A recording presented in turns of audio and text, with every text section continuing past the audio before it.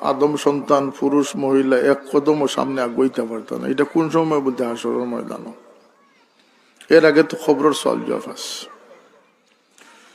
এর আগে সকরাত আছে। সকরাতের রুহ যখন কবজ হইব তখনও মানুষে বুঝি লিব যে আমার অবস্থা কিতা। কিছু খামে, কিছু খাসলতে, কিছু আমলে মানুষের জন্নতি রূপ দান করে হোক সুবহানাল্লাহ। জন্নতি মানুষের আলাদা খাসিয়ত আর দুজখী মানুষের আলাদা খাসিয়ত। আর আল্লাহ যারা ইচ্ছা মাফ করে দেওয়ার ক্ষমতা আল্লাহর আছে। তওবার দরজা আল্লাহর কাছে খোলা আছে। এক মুহূর্তের মাঝে আল্লাহ তার বন্দারে বদলাই দিলেই তো পারে। আল্লাহ কি বড় বড় বুজুর্গ ইমাম গাজ্জালী রাহমাতুল্লাহ আলাইহি সহ কিতাব লেখছেন যে অমুসলমানরা আপনি হাকির মনে করতেন না, দুর্বল বা এলামি করতেন না, কারণ যদি সে ইমান কবুল করিলে সে নিষ্পাপ মুসলমান হইল।